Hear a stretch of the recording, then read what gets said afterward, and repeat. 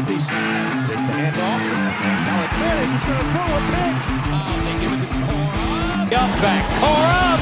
Touchdown, Wolverine. Ruben Wilson does it again. Finds some daylight. He got some speed and some blocker. Outside. Turns the corner. Plays Korab down the sideline. Looking over the middle. Caught. Touchdown, Wolverine. McCarthy extends the play, now using legs. McCarthy a first down. Woo! All right, here we are. We made it. Yeah, we made it. Good evening, everybody. This is the Big Ten Team Rivalry Show. Tonight, we are going to be talking about the biggest games of the Big Ten, according to Lindy's Sports College Football magazine, which I have this one right here. Max got the Big Ten version. We are also going to talk about a little chart we made up of our own, where we compare the strength of schedule of the Big Ten teams to their coach rankings. We're going to pull coach rankings from Steve Dace and our very own Mark Rogers, and the strength of schedule as laid out by, I believe, Lindy Magazine is where that's coming from. We're also going to talk about an article in that magazine called The Brave New World of College Football, where we talk about the chaos that is going to happen in college football and how it's good for college football and how we're going to have some of the best college football we've ever had coming up right here in 2024. Thank you to everybody in the chat for joining us. We got Borg Warner. We got Keegan Imhoff out there. Maybe he'll be as funny as he was a couple of weeks ago. We're going to talk about all of this, plus your chats right here on the Big Ten Team Rivalry Show, where we have expert trash talk and unrivaled analysis. We look at the Big Ten from a Michigan perspective.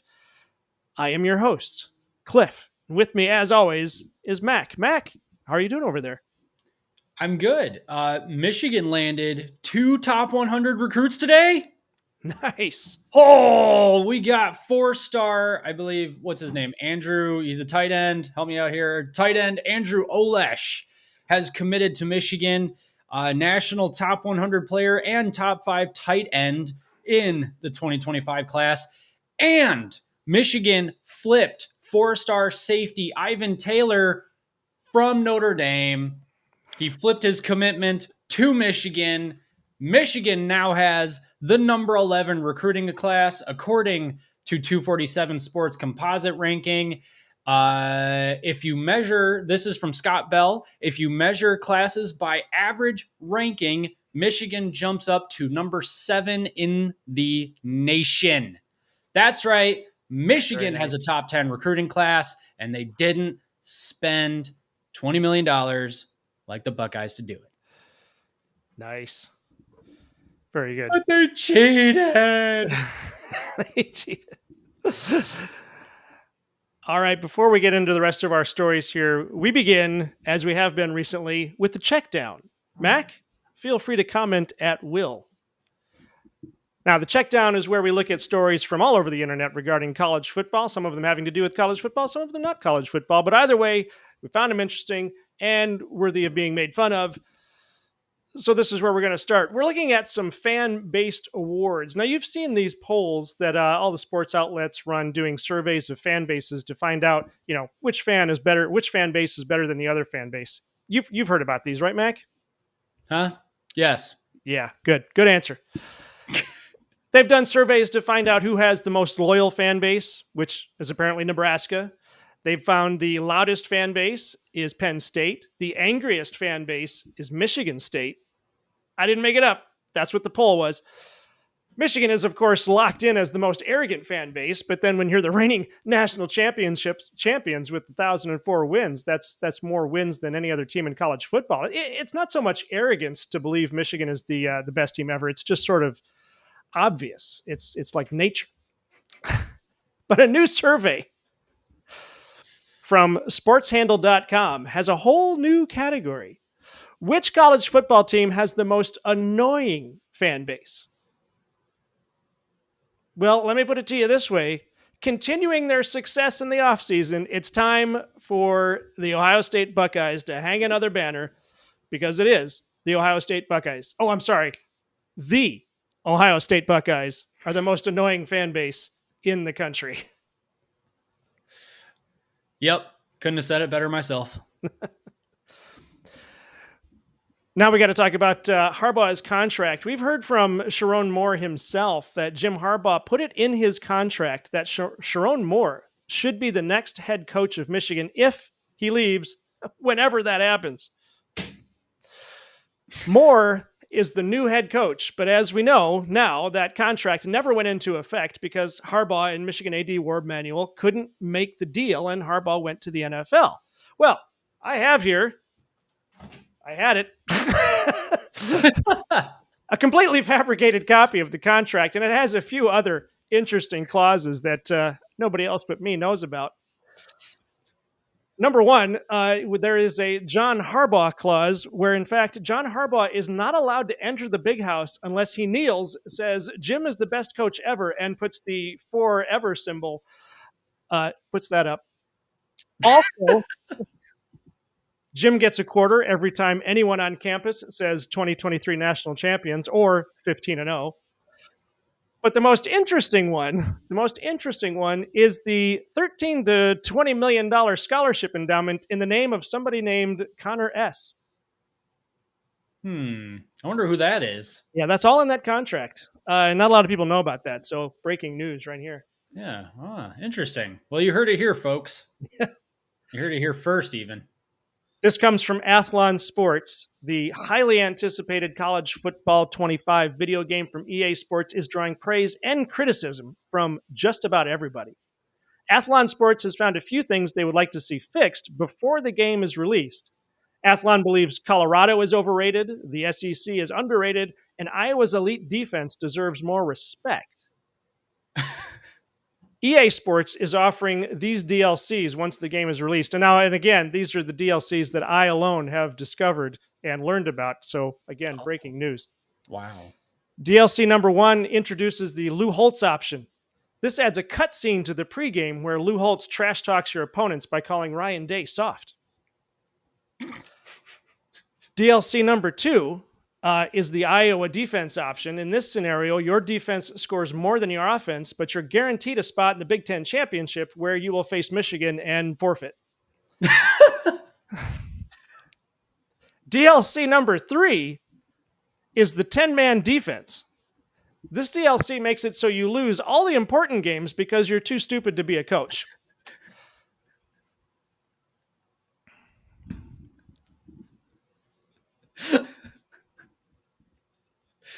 That's not directed at anyone in particular, is it? No. Maybe that's too harsh. I don't know. Is that too far? I don't know. I just feel like if you can't count properly, maybe you shouldn't be a head coach. I don't know. I'm just wondering. I don't know. If you like what you've seen so far, don't forget to smash that like button. And as long as you're there, scroll just ever so slightly to the left and hit that subscribe button. Thank you to everyone who has subscribed already. Now, because we've had such an interesting week, we're going to get into a new segment. But I actually have to load something up first. But Mac, if you have any thoughts on that, on anything you've just seen, you might talk about that while I do this. Because it's been that kind of week. Yep. Well, I would like to just get to Connor Stallion is here. He is in the chat. Very nice. Sup, everybody. Just got smashed in softball, 24-12. Oh man, sorry to hear that, buddy. That's I'm sorry. I didn't realize you could score that high in softball. That's kind of, 12 feels high to me, honestly. Yeah. Yeah, I don't know. What a week. Sharon Moore recruiting has been such an interesting thing because, we talked about this, 2 months ago, that I was interested to see. I think I remember talking about this with TJ from the Voice of College Football, Michigan football, the Voice of College Football. And I was saying that I was really curious to see if under Sharon Moore that Michigan would start to bring in a lot more in terms of like wide receivers, those X wide receivers that he was talking about, somebody with a big frame and somebody who's really fast and can win those 50-50 balls. If I'm not mistaken, Michigan has pulled in one guy like that, but a lot of the recruits coming in for Michigan feel like Jim Harbaugh is still in the building. The difference being that Michigan is getting a lot more recruits and they're very highly rated. So it's just kind of interesting. I think Jacob Washington is the type of recruit that TJ was talking about, like that X receiver. But yeah, I mean, picking up the couple of recruits that we picked up today, both of them being top 100 recruits, that's huge. I mean, we've got the number 11 composite ranked class so far. We were number 50, somewhere around 50 to start June.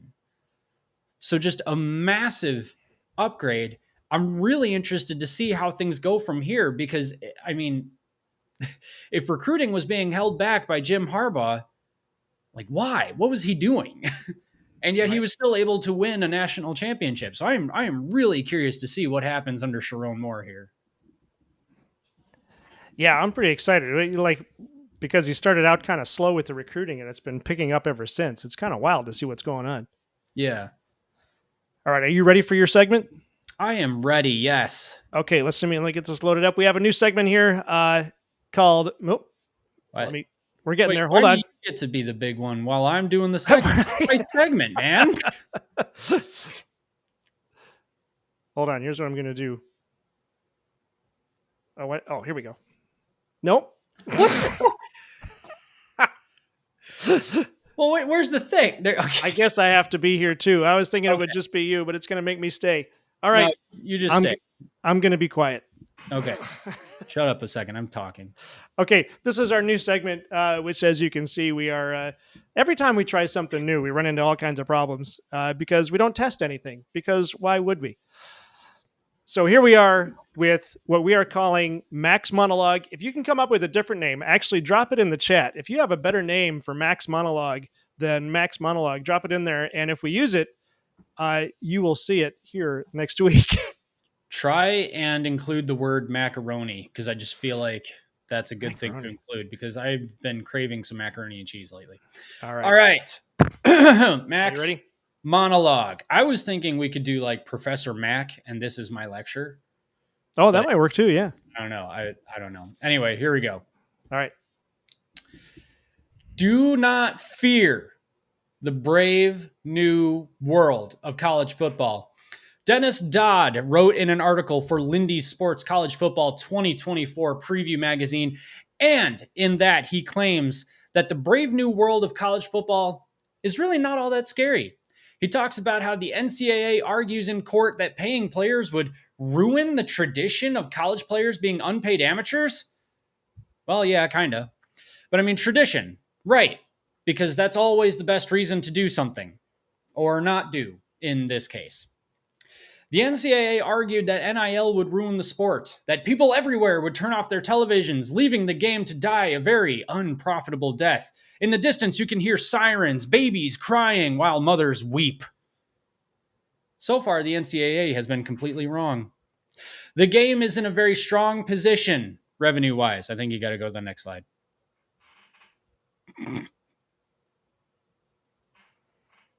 Thank you. The game is in a very strong position revenue-wise.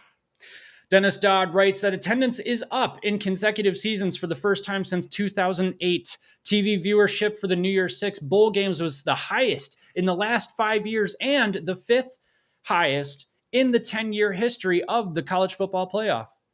Michigan alone played in 3 of the most watched games of the season, too, 2023 season. The NCAA was wrong to say that people would turn off their TVs just because the players are getting paid. Now, let's get one thing straight. Players have been getting paid or compensated in some way or another for a long time. Whether it was legal or not, in cash, benefits, whatever, players have been getting incentives to go to certain schools to play football. We all know it, and yet we never turned off our TVs. Now we really know it. And yet the Maybach driving, shiny watch flashing, worst rapper of all time, Colorado quarterback Shedeur Sanders, may be taking more L's than Lululemon, but Colorado appeared in 4 of the top 25 most watched games from 2023. Michigan created an entire NIL fund called the One More Year Fund to keep its veteran players from declaring for the draft, which ended up fueling one of the most dominant season performances in college football history. Also, Michigan played in the 3 most watched games of the 2023 season. Did I say that already? I did. I just forgot that I wrote it up there and wrote it again in my notes. Fans may say they're worried about the integrity of the game, and they might be partially right. I think when it comes down to it, though, they just want to be entertained. And I don't know that this game has ever been more entertaining. You can go to the next slide now. The on-field product may be about to get insanely cool. Just work with me here for a second. Can you imagine a first-round playoff game at Michigan Stadium or a whiteout at Penn State for the playoffs? That's what we could get with this new playoff format. Or maybe you're concerned about the inevitable playoff blowouts that'll come because of a group of, what are we at, 6? Group of 6 conferences now? What if a group of 6 conference team gets in and due to an at-large bid and they end up getting blown out? And yeah, that may happen. But remember that one time Michigan State got blown out 31-0 by Alabama in the football playoff in 2015? Or how about when Ohio State was shut out by Clemson in 2016? Or when Michigan, as much as this hurts, was blown out by Georgia in 2021? On the other hand, what about when Appalachian State walked into Kyle Field and upset number 5 Texas A&M? My point is, anything can happen in this game, and you should never underestimate that. And that's why I think you should not fear the brave new world of college football. Thank you. Very nice. I think that went really well. You like that? Yeah. I wrote that myself. That's what I wrote. Yeah. Yeah. No, I think it was Oscar worthy. Really. Really? It was good. Yeah. I appreciate that. Yeah. I felt good about that. I felt good. It's so cool. I understand that Appalachian State versus Texas A&M is not, hey, Blue Wolverine. I understand that's not a CFP game, but the fact remains anything can happen in this game. And I have been one to say many a time that I do not think the playoff should be expanded because it's going to ruin the integrity of the regular season. I mean, we've talked about a number of games that might mean less because of the extended playoff. But at the same time, a playoff game at Michigan Stadium or a playoff game between Michigan and Notre Dame? I mean, what if Notre Dame actually makes the playoff and then Michigan, makes the playoff and boom, we got a playoff game. Michigan versus Notre Dame, the rivalry renewed in a much bigger way. Mm-hmm. Your thoughts? Well, now, okay, if I'm approaching this from the other side, so I know the article talked about parity, that the NIL has a chance to sort of level the playing field. Because the money will be spread around more, so players won't necessarily go to a team for loyalty or because they wanted to play for that team as a kid. But if NIL helps spread the wealth around, or I guess that's the question, does it really spread the wealth around, or does it just create a wedge between, instead of before where we had elite teams and average teams, and so everybody wanted to play for your Alabamas, your Michigans, your Ohio States, USCs, and that kind of thing. Are we just switching that up for, well, now they just want to play for the teams that offer them the most money? And does that really create parity, or does that just keep the field more lopsided or just as lopsided? I guess that's the question on my mind. The speculation to me is that it's not really leveling the playing field. It's just reshaping it to be unlevel in a different way. I think that the money is always right. The money is always going to carve the path. The money is,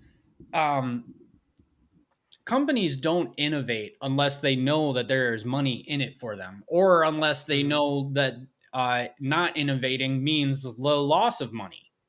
Yahoo's not around for a reason very much anymore. They're still around, but not very much.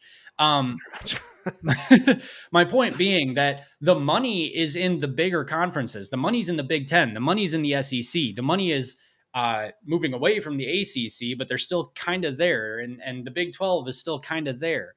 The money is what is deciding whether or not college football evolves in the way that it has. And it's evolving that way. I'm not sure that there was any other reason to decide. Sorry? Yeah, no, I'm just mumbling. Oh, okay. I'm not sure that there was any other reason to decide to pay players other than it was probably the right thing to do. I mean, I think we're all capitalists here. We all say, if you provide value, you should get compensated commensurate to the value that you create. So the players are obviously creating billions of dollars in value for the networks. The players should probably get a cut from that, especially because the networks keep asking them to do huge things. I mean, travel is expensive and it's taxing on your body. And honestly, it's also taxing for these college students that are trying to get an education. So it was probably the right thing to do to pay them. That's fine. But the money there is the money since then, rather, is what has been carving the path for college football since then. If that makes sense. Yeah, no, that makes sense.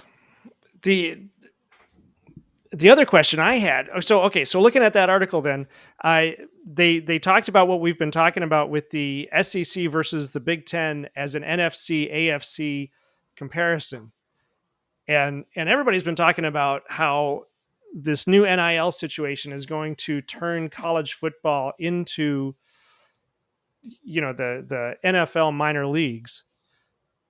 But what fascinated me it was the idea that the SEC and the Big Ten will be the college equivalent of the NFL.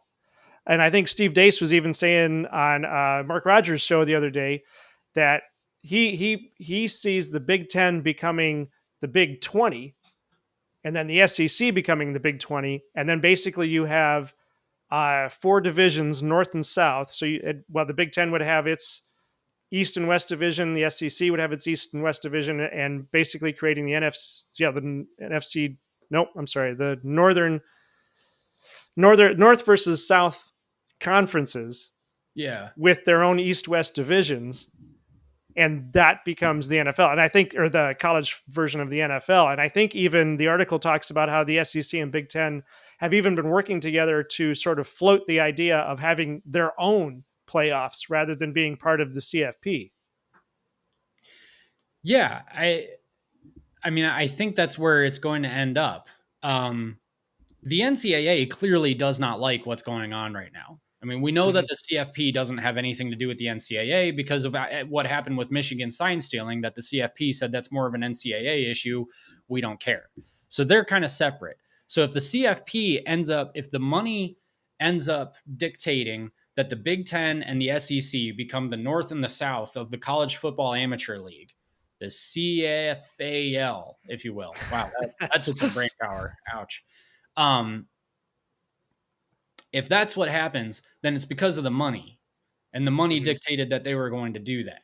And honestly, that might have to be fine. I mean, if we get the NCAA out of there and we get a contained league with 40 teams, let's say there's 40 teams, there's a defined threshold that you have to hit in terms of wins and losses within your division to make the playoffs, then there are no more questions. Should Penn State have made the playoffs that one year that Ohio State got smacked around by Clemson? That question does not exist anymore. Notre Dame has been crushed in the playoffs a couple of times. Should they have been even involved in the playoff? Should Cincinnati have been involved in the playoff? What if Western Michigan went 12-0, 13-0, and got ranked high enough to be in the play? Or what if at that point we had the extended playoff and Western Michigan got the at-large bid? I mean, there are a lot of questions that will not be questions anymore because these teams will be able to make it into the playoff just by winning their games. Now, Western Michigan's a bad example because obviously the money's not there. They're not going to be in the Big Ten. That's going to be a whole nother league with its own, networks, maybe, hopefully it sticks around. I don't know. But honestly, I think that if you really want to protect the game and possibly even make it more exciting than it's ever been, you start introducing things that make it look a little bit more like the NFL. I think. Okay. Yeah, and I think Max 77 brings up here that look at the business Walmart and Amazon dominate. Same will happen in college football. The little guys will be gone. Yeah, that's kind of what I'm afraid of. But now what you just said was, and I know there's more to this, but like Western Michigan can get into the playoffs just by winning their games, which I understand means that up until now you had to win certain games. You had to have that strength of schedule that would get you into the top four. Yeah. Now it's more along the lines of you just have to win the games. There's maybe not as many particular games you have to win. It's just you have to win as many as you can. That's Right. Yeah. becoming more of a thing with the 12-team playoff. Yeah. I mean, these subjective rankings Mm-hmm. will be a thing of the past. We won't have to wonder. Right. You know, these questions will no longer exist. So basically, every time that there is a champion, they will be undisputed. Absolutely. Mm-hmm. These questions of whether or not Florida State should have been in the playoff last year, despite losing their quarterback to injury, and that was something that the CFP said that they didn't include them because, according to their own rules or guidelines, I guess, Florida State was not the same team without their quarterback. Mm-hmm. And that's pretty true. But did they deserve a chance to get into the playoffs anyway? Not according to the guidelines. But the rest of us are over here like they won all their games. They won their conference. How can you not put them in the playoffs? But according to the CFP and according to their rules, they did the right thing. With an expanded playoff and a 40-team league, that will not be a question. They will be in. They will be in somewhere as long as they won their games. Now, if their quarterback is still injured and their next quarterback's not very good, they'll probably lose the first playoff game, but at least they were given a chance to play for it. Yeah, and what I was just thinking about is that we just sort of take it for granted in the NFL. If you lose a game, if you lose the wrong game, if you're wherever you're at, if you lose the wrong game, you're just out, and everybody accepts that because that's the way it is. Because it's all numbers based. You have to win more games than the other teams, or you're done. Mm-hmm. And it's fascinating that you can look at college football and say, well, that's not the case, and it hasn't been the case because you've got 134 teams all vying for 4 spots. There's no way they can all play each other in 12 games. So then you have those arguments. So I think what you're getting at, and I think what actually does work, is that if they can whittle it down to a super league of 40 teams, that actually is an advantage for those teams and will make the game better because, like you said, it'll be undisputed as to who is in the playoffs because you either win enough games to get in or you don't. And that's the fact. That's the only factor. And then if you're concerned about the rest of those 130 some odd teams there are, relegation. Make relegation a thing. Make there a Division 1 that's 40 teams, make a Division 2 that's, however many teams you need to make it even, I guess. I don't know. And then the top however many teams get relegated to Division 1, and then the bottom however many teams get relegated to Division 2, get demoted. Yeah. So the money will continue to flow provided the money will still go to those lesser teams, provided they win the right game or provided they win games. So they can't just roll over and then still accept a check. They actually still have to win some games. Right. Yeah, like what Connor Stallion says, you get something of a league that will punish everyone accordingly, not just pick and choose willy-nilly to punish them, not them. Yeah, everybody should be punished equally. Equally, yeah. Cheeseburgers or otherwise. Right. So Dave's here says this is a little different than Walmart and Amazon. This is a small part of much larger schools. They are the advertising department. Okay, so the larger schools are the advertising department for the smaller schools, or the smaller schools are the advertising for the larger schools? I think the football team is the advertising department for the school. Because that's the football team or the athletics is like the front door or front deck to the school. Yeah, and that's what it's been. That's why Michigan plays EMU. Yeah, because it gets EMU national notoriety. It gets them at least in the on the minds of people nationally. Or that's why you might get who would be a smaller one out west, like San Diego State. Yeah, they're not that small, but yeah, you get those smaller schools out west play a school out east. Well, and by out east, I'm including Michigan as part of the eastern side. Then you get that national recognition, and you can just see that way. You can at least be seen, and hopefully, you get it helps with enrollment. Right. That's what the point was. So we're not really going to have that anymore unless relegation. I guess relegation will help that somewhat. It'll at least give them a chance because there's that possibility that if the bottom, what would relegation be like? You drop the bottom 10 teams or 5 teams. Yeah, I would say bottom 5 if it's only 40 in the in Division 1. So then a smaller school, if they want some recognition, they just have to get good enough to be 40th.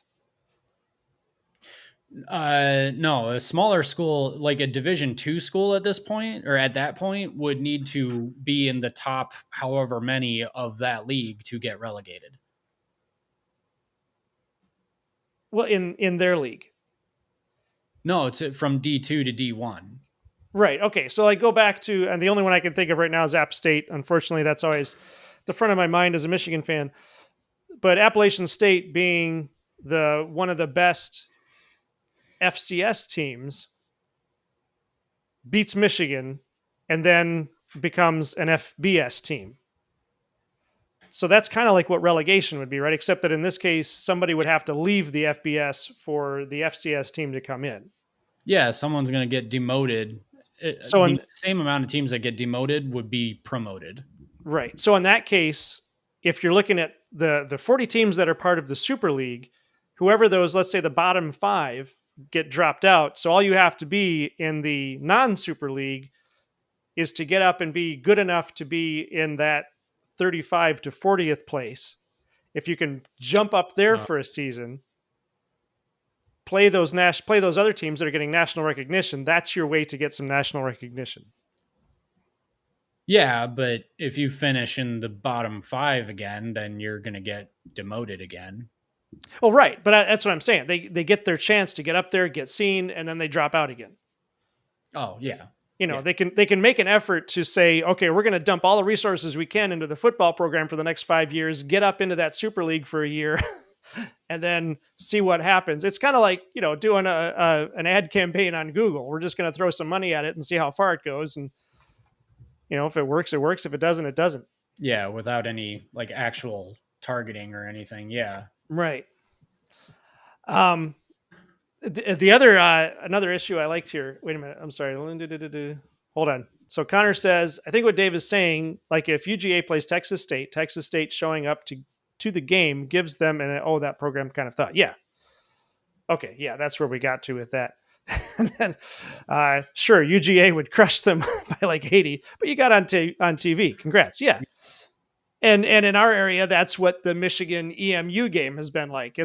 You kind of wonder what they're going through in the locker room because they don't have a chance, but they go out there, they play their hearts out. Michigan tries not to slaughter them, but they do. And at least EMU got some recognition, and people can say, oh, there are other schools in Michigan. Yeah, but also, I mean, it's like I said said in the monologue, Appalachian State goes into Kyle Field and beats Texas A&M, number 5 Texas A&M. Appalachian State goes on the road and beats number 5 Michigan at one point. Yep. So, yeah, I mean, anything can happen. And with relegation, I think some of those bottom tier teams can actually gain a little bit of traction. Right. Because think about it this way too. If they get relegated, yes, Antoine, we love the relegation idea. You're a genius, my man. Hey, Antoine's back. All right, I was wondering. Just thinking, where's Antoine? But think about it. Like if Western Michigan starts D2 and then gets into D1, when they get into D1, all they need to do is win enough games to stay in D1, stay out of the bottom 5 so that they don't get demoted. Mm-hmm. And they can continue to make that kind of money and hopefully start building up a program that can compete on a bigger stage. Because as soon as they get into D1, there's going to be less other teams taking the resources just from sheer lack of volume, sheer lack of teams within the pool that get paid. I guess Right. that came out wrong, but basically, there's less teams that need to take from the money pool. Yeah. Oh yeah, that Toledo loss was humiliating. I can't. Yeah. Thanks for reminding us, Chief. Okay, Blue Wolverine almost got me here. I thought this was sad news, and we were gonna report it as, oh no, let's see what we can do to help out our Ohio State brothers and sisters. OSU's library burned down last night. Total loss. Both books were destroyed, and one of them wasn't even colored in yet. We just attract the comedians. That's what we're doing. We make jokes and we attract the comedians. Yeah. Yeah, we make jokes. Our jokes aren't any good, and so then the comedians come into the chat and make them better. That's what help us out. All right, us that's out. a good one. That was really good. I like it. Yeah.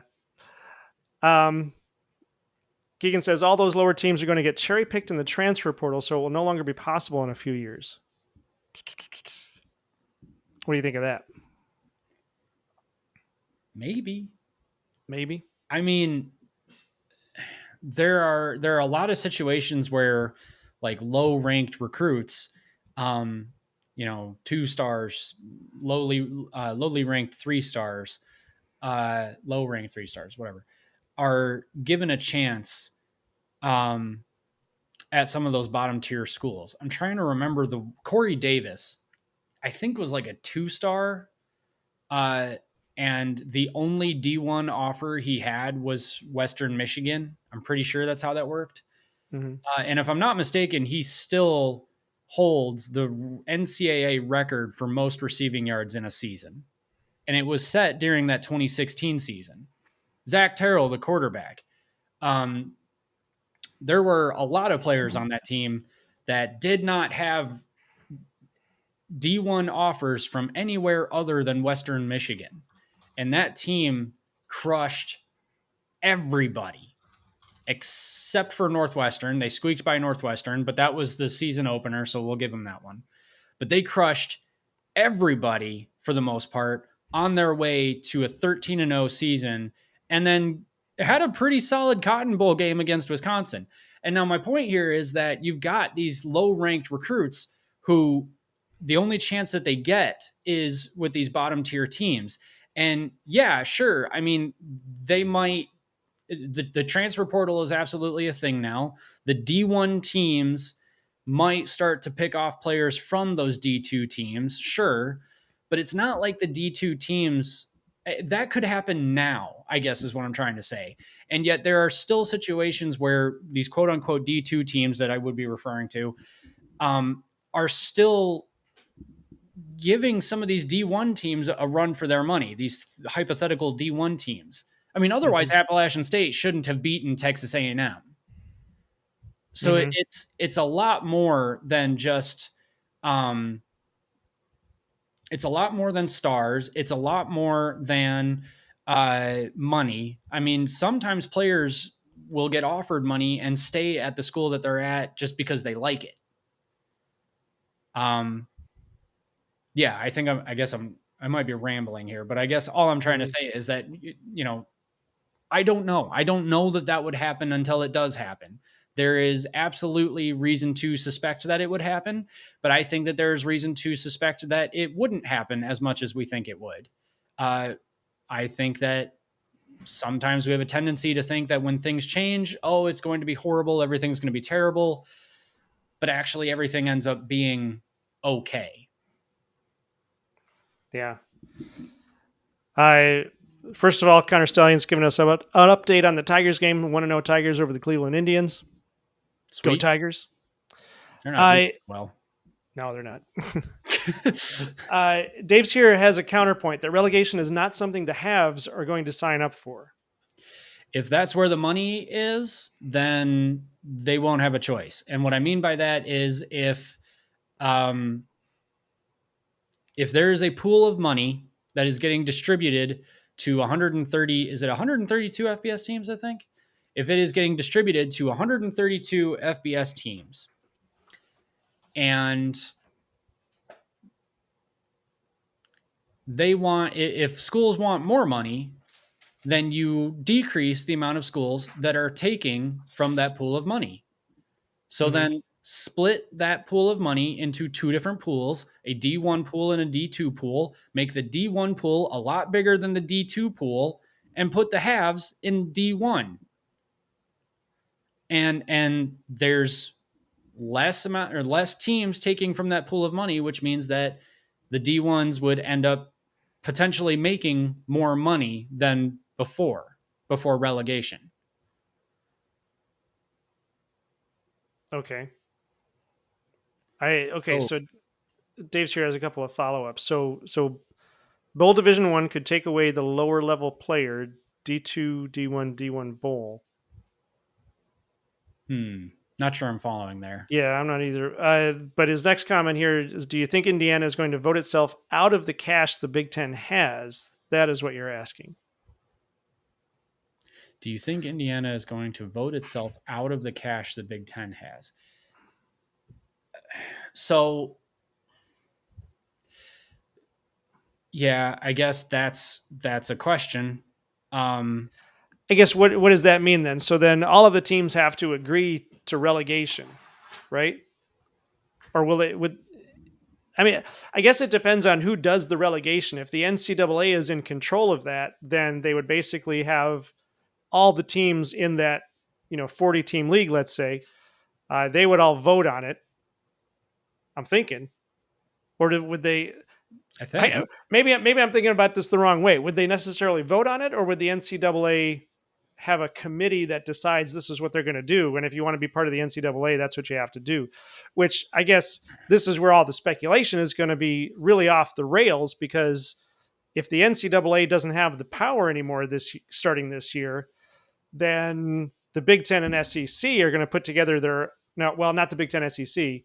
If it were the Big Ten SEC that were the league, then they would probably come up with their own governing body to say, let's vote on whether or not we want to do relegation. And then obviously all the teams that would want to have a say would vote. So Indiana might not necessarily in that case get a choice. If the vote is we're going to do relegation and this is how we do it, then they either go along with it or they go join the FCS. Yeah, I don't think that whatever happens, the NCAA is going to be a part of it. Yeah.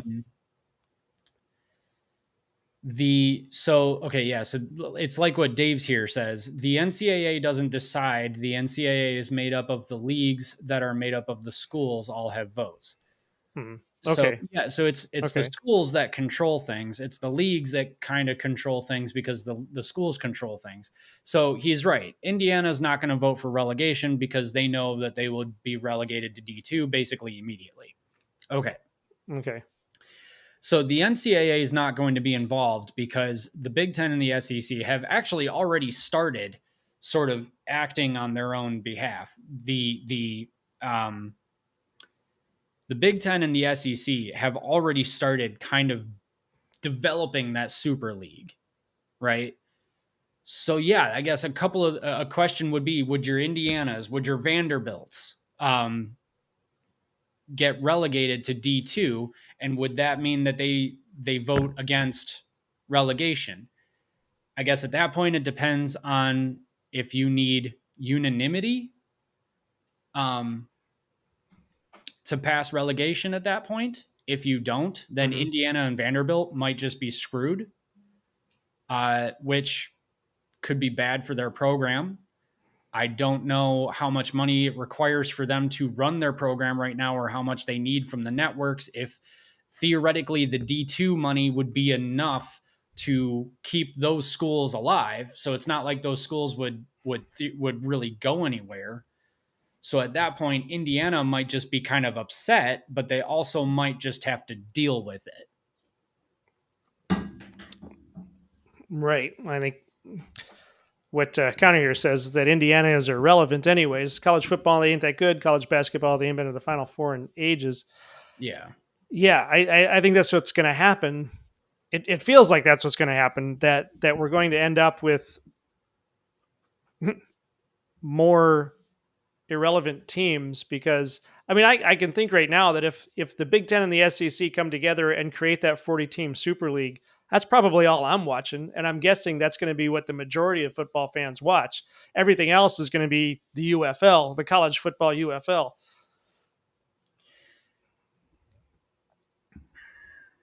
Yeah, because that's where the money is. Right. Exactly. That's where the better competition is, which means that's where people are going to be watching, which mean, oh, you there? Uh-oh, can't hear you now. Anyway, I'll keep going. All right, there we go. Okay, good. Whew. It was last week all over again.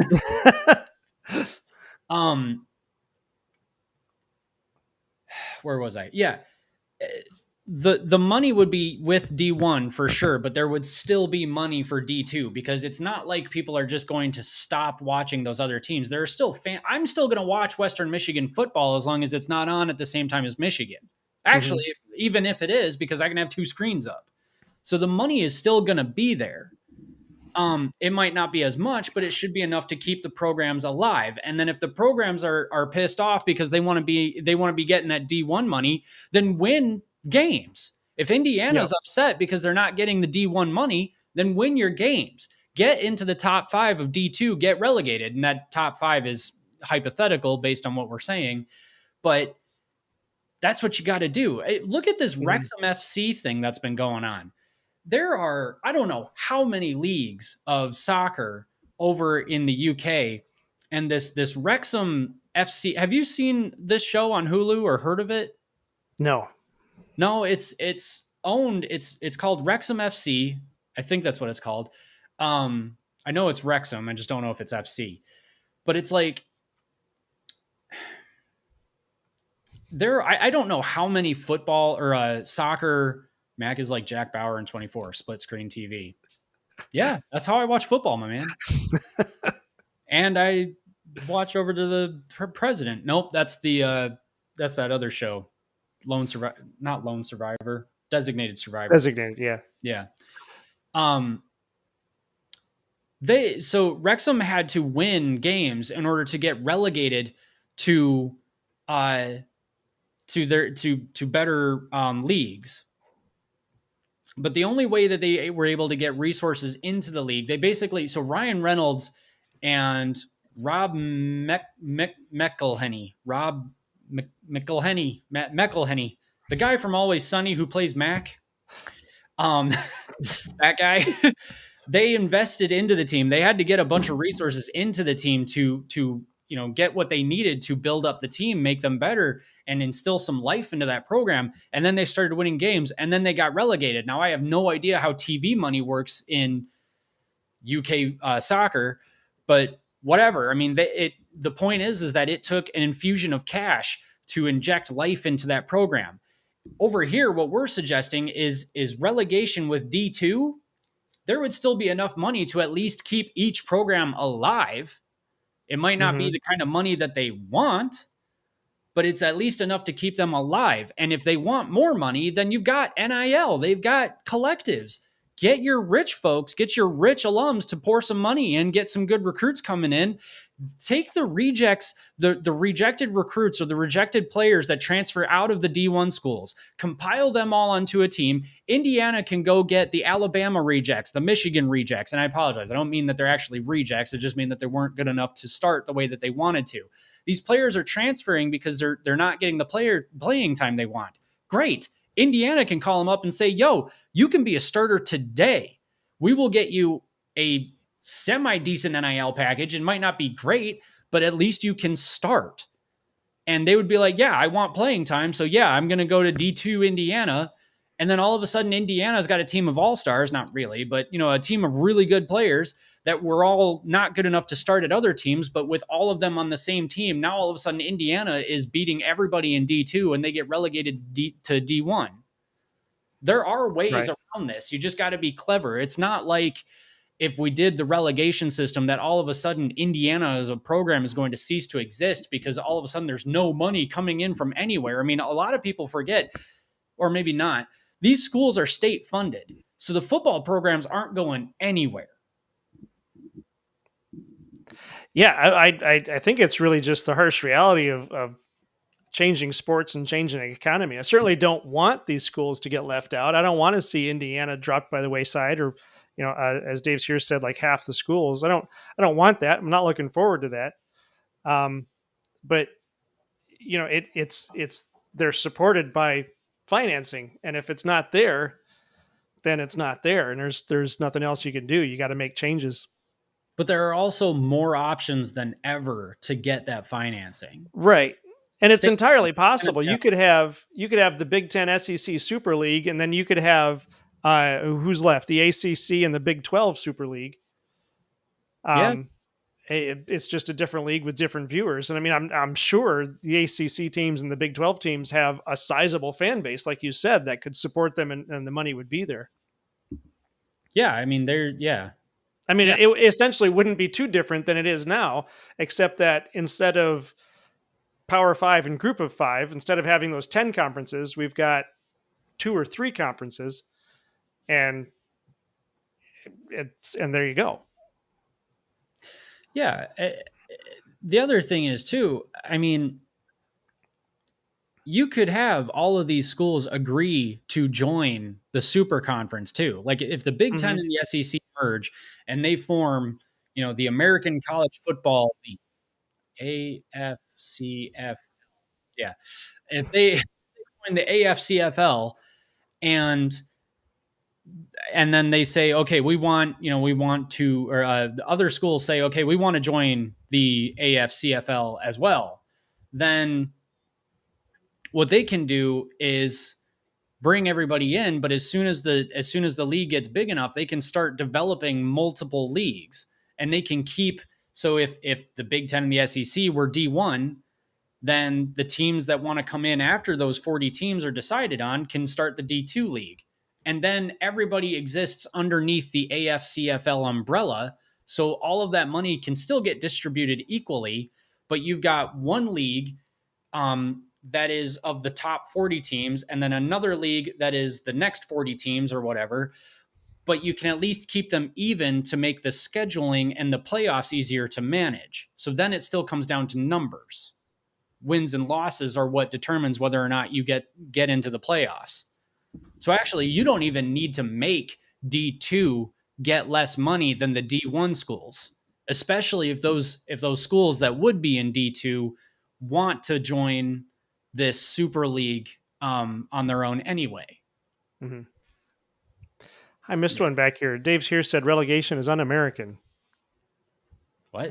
I don't know that would be un-American. I mean, it's if it's about the money, the capitalism, or if it's about free markets, then it's not an American. It's redesigning college football to fit the free market. Which again, this is another situation that I think what was in that article where the NCAA was upset that they didn't want to see college football turn into professional football, because there's the spirit of college sports is the amateur competition, the highlighting the school to bring in students to increase enrollment. I understand that. I get all of that. That's over. It's just plain and simple. That era is over, and there's likely no going back unless there's a complete and total breakdown.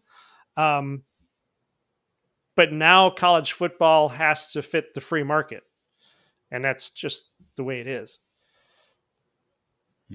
Yeah. I mean, I don't know. That's my guess. I'm not an economist. I just know that once money gets involved, then you have to perform, you have to produce, and if you don't, you're out. That's just the way it is. That's the way employment works. That's the way business works. I mean, it's about as American as it can be. Yeah, Antoine says relegation is the American way. I'm inclined to agree. I'm not trying to argue with Dave's here and say he's wrong. I'm just let's have the conversation. Yeah, name one league that has relegation in the United States. I mean, I completely understand, but Hmm. college football is huge. There are way too many teams to not have relegation, should all of those teams want to join the Super League. Right. I mean, because again, the reason we're having this conversation, the reason the playoff is getting expanded is because we keep having these questions. Should Florida State have been in the playoffs last season? Should Cincinnati have ever been in the playoffs? The expanded playoff is to remove those questions. And yet there are still going to be questions because it's only 12 teams. So whoever's number 13 or 14, if they've got the same number of losses, we're still, as the number 12 team, we're going to be looking at them and saying, well, look, they lost to whoever and this team lost to them. So, if you really weigh the two, maybe. Oops, am I still here? Oh, yeah, you're there. Okay. Just glitched for a second. So those questions are still going to abound, just maybe less so. Either way, what a Super League would do would remove those questions entirely. Now, yeah, we've got questions as to whether the tradition of college football would be affected. Your microphone is cutting out a little bit. Uh-oh. I don't know if something came loose or whatever, but I don't know. Can you hear me now? Oh, yeah, there you go. Okay. That's good.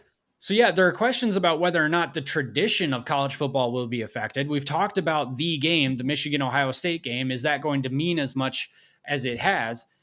I don't know. I really don't know. But the fact of the matter is that there is too much money and too many teams to not do something to make it easier to regulate it, I guess you could say. And I don't like that word regulation because that does feel a little un-American. But my point being that there is so much money in college football right now that right now it feels like the rich are just getting richer and the poorer are just getting poorer. I mean, I don't see what's Western Michigan's NIL fund. Western Michigan's, I think, got a thing going on with Sealy Auto Group, but yeah, he got me, Connor. I think Western Michigan has a thing going with Sealy Auto Group, but that's it. And Sealy Auto Group ain't huge. Okay. I just want to say thanks to them for my car. It's a great car, but either way, it's not big. So right now, that's kind of how it feels. What if we had one Super League that got rid of all of the playoff questions and all of these teams could join and all of them got the same amount of money, all of them got the same amount of monetary distribution from the Super League and the networks that carry the Super League teams or games. But those teams were relegated between two different divisions so that you could maintain the high level of competition and thus the quality of the game, the quality of the product in one division, and then offer a chance, like narratives and storylines and things that would entertain people, offer a chance for D2 teams to then relegate to D1. What if you've got like a bunch, what if those Cinderella teams that we keep looking at during March Madness, like those teams are given a chance and they make the best of them. So what if you've got a Cinderella team like Western Michigan in D2 and then they win D2 and the entire nation is watching them like, can they get relegated? This is a huge story. What if Deion Sanders in Colorado got relegated to D2?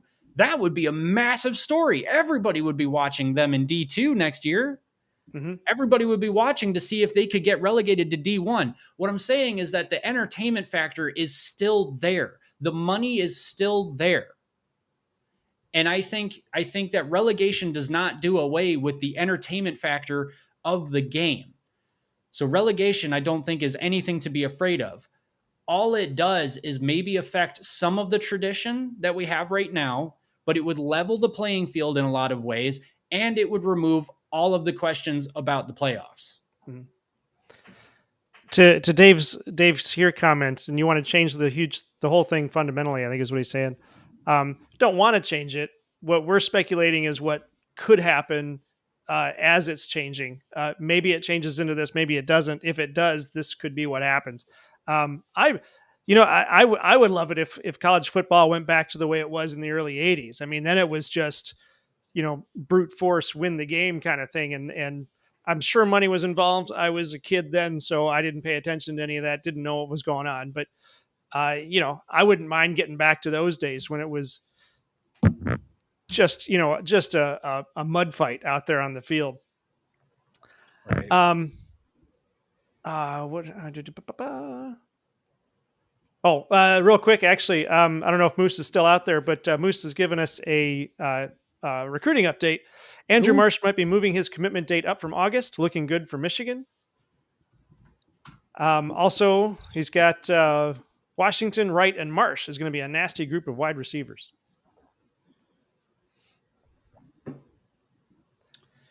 Michigan football has more top 100 commits in 2025 than the prior 2 cycles combined. Nice. Also, I don't know if you saw this, but Keegan's idea for it was the Mac Daddy of them all should be the name of that segment. Actually, I kind of like the Mac Daddy monologue. What about that? Oh, the Mac Daddy monologue. There we go. Yeah. That could be cool. Keegan says you want Wright. Yeah. Yes. Yeah, we want to bring him onto the team. We want to bring him on, yeah. Okay, so back to the story then. Connor says, yeah, college sports has been corrupt for eons. I mean, yeah, that's the nature of humanity. You get too many people together and it gets corrupt, and that's what happens. When I was 10 years old watching football, didn't know about any of that stuff, so it was just guys on the field beating each other up and moving the ball. So I would love to go back to that and not have to, not that I'm worried about it, but not even have to think about all of the stuff that we're talking about now with super leagues and super conferences and that kind of thing.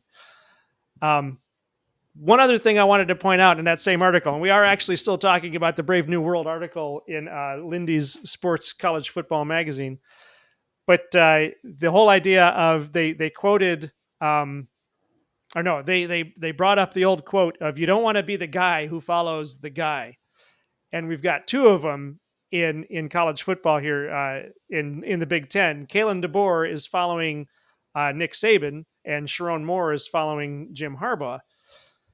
Sharon Moore doesn't have quite as much to live up to because he's only got 1 national champion. He doesn't have quite as much to live up to. But Kalen DeBoer, this I thought was fascinating. Kalen DeBoer, in order to keep up with Nick Saban, all DeBoer has to do is win 6 national championships in 17 years to match Nick Saban. That's the guy that Kalen DeBoer thought, hey, I'll follow that one. It's almost, and I guess I don't know how forgiving Alabama fans are. This will be interesting to find out. We'll have to track the news for Alabama. But what does Kalen DeBoer have to do in season 1 just to keep the fans from calling for his head? I don't know. Win a national championship?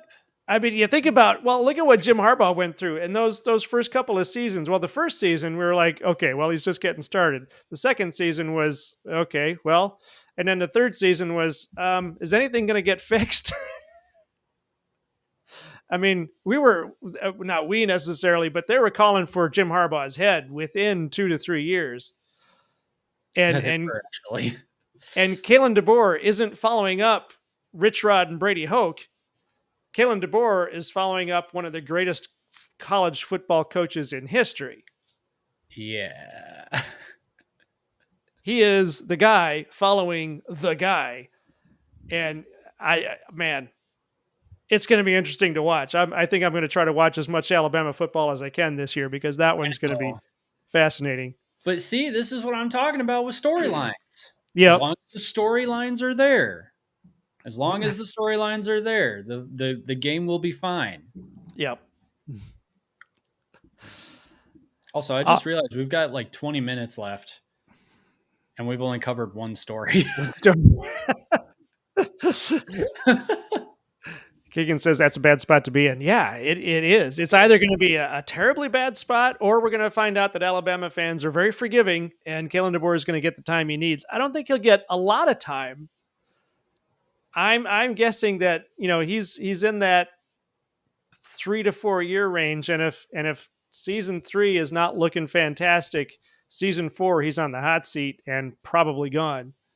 Yeah. But at any rate, do you want to talk about the strength of schedule versus the coach ranking, or do you want to skip down to the biggest Big Ten games? Dealer's choice. Dealer's choice. Let's go down to the biggest Big Ten games. I actually think we've got more to cover on that one. All right. So let me clear this here. And what we have in... Oh, nope, that's not the one I want. So what we have in Lindy's magazine is they've got two lists, one for the top 15 conference games and the top 15 non-conference games. And what we're looking at is the biggest Big Ten games of 2024. And we start with on August 31st. Okay. Sorry, I'm trying to get my notes all back together here. We're starting on August 31st with the Penn State at West Virginia. And just to give you guys some idea of what's going on here, Lindy's magazine also has Penn State ranked at number 11 and West Virginia ranked at 30. And I was telling Mac earlier that, we don't necessarily think of West Virginia as a powerhouse, but Mac kind of corrected me on that. But at any rate, here we go. I'll let Mac talk more about it as we go through these games. This is what's cool, is out of these 30 games, top 15 conference games, top 15 non-conference games, 8 of them are Big Ten games, and 4 of those 8 include Michigan. So that's pretty awesome. These are the games to watch, right? But the first one, August 31st, Penn State at West Virginia. A win for Penn State is necessary because West Virginia is one of those games they can't afford to lose. But it also will start this Heisman campaign for Garrett Green.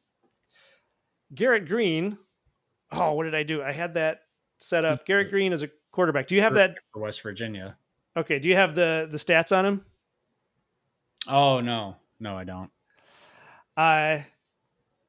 So Garrett Green, I believe, is something like 2,300 yards, 2,400 yards of passing last year.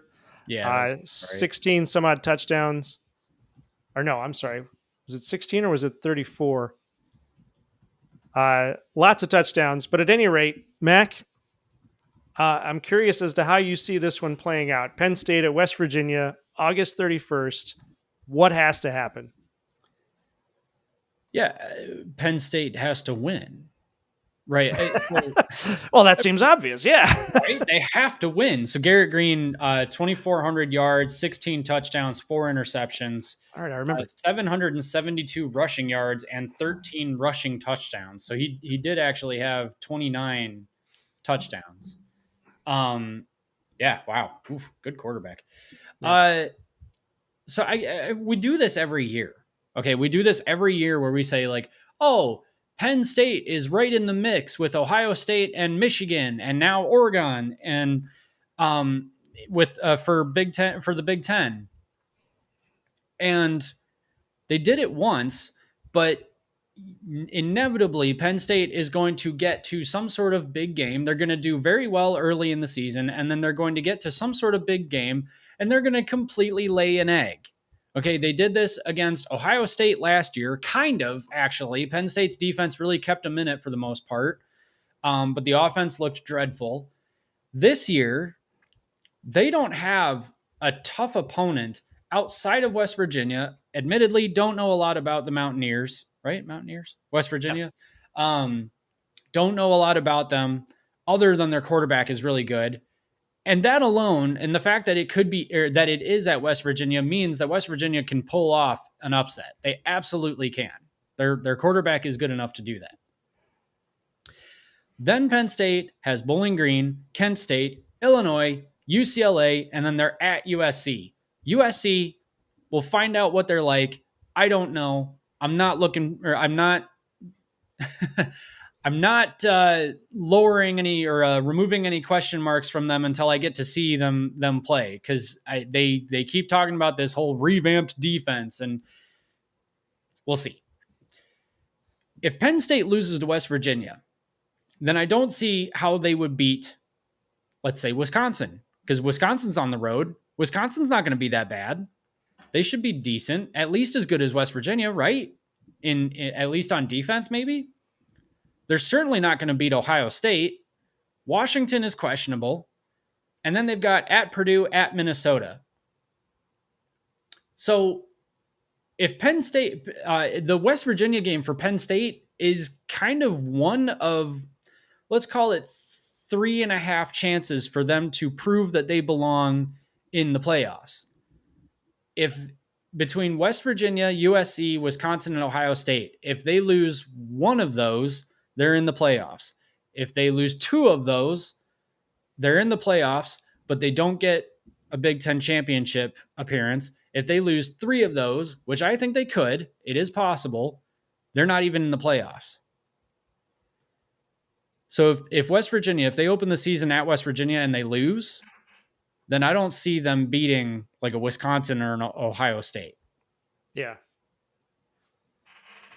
That's fair. Max 77 says that the West Virginia center went in the first round last year, so they may be weak on the line. Okay. So there's that. It'll depend on if they can reload on the line or if the rest of the line is good. Yeah, that'll be interesting. Yeah. We got some focus here on USC at Penn State. Keegan says USC can't beat Penn State. And Connor says that the last time USC played Penn State, they beat them Rose Bowl 2017. Mm-hmm. Yeah. So. Yeah, it'll be interesting to know how Penn State's defense is going to do this. Actually, it'll be interesting to know how Drew Allar is going to do this season, because we've mentioned that, with Penn State quarterbacks, you kind of get what you get, but it's not their fault. It's the coaching staff's fault and lack of development. Mm-hmm. So it'll be interesting to see if Drew Allar can take a step forward this year. If he can't, then yeah, they could absolutely lose this game. And if they do lose this game, then Yeah, I think I saw in the Lindy's magazine somewhere that they're expecting a lot out of Drew Allar this year. That kind of what they thought he was going to do last year. They're expecting that he's had some growth and will do it this year. And we'll see. But again, James Franklin is the coach, and James Franklin is really good at snatching defeat from the jaws of victory. Right. Yeah. So the second game is Texas at Michigan. So this is September 7th. So second week of college football. Currently, Lindy's has Texas preseason at number 3, Michigan at number 6. And this is the game that has a lot of us Michigan fans holding our breath. But what's awesome about this is that Lindy's sees this as the number 1 non-conference game to watch. Mac, what does that tell us about Sharon Moore? It gives him some credibility, doesn't it? I mean, the fact that they're saying that this non-conference game is the number 1 non-conference game to watch. It's really interesting, because then that means that there is a lot of there is the pendulum swing that is influenced by this game is quite significant. So if USC wins this game, then their entrance into the Big Ten is emphatic. Like they are, we're here now, and we're going to stake a claim, and we're going to take some of you with us. We're going to take some of you out. And you really shouldn't have overlooked us. And all of a sudden, the Big Ten landscape that was between Ohio State and Oregon now introduces USC into the mix. Michigan, if they win this game, then I think they're still kind of in the, they've got a really good defense, so that makes sense, kind of a situation. But that being said, if Michigan wins this, wait, we're talking about Texas, aren't we? And I just mentioned USC.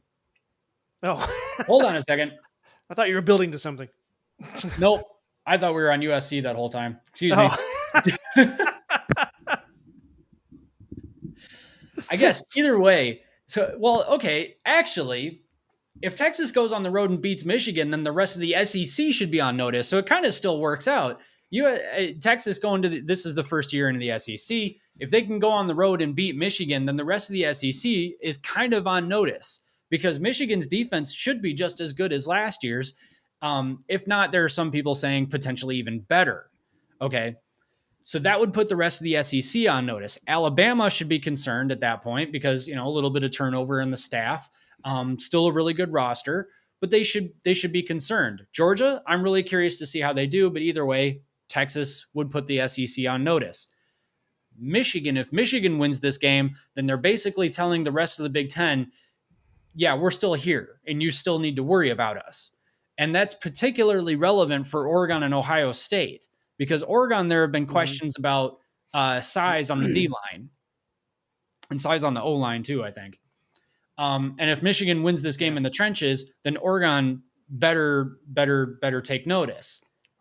They'll have trouble dealing with Michigan Big Ten. They may have speed, but I don't think they have power.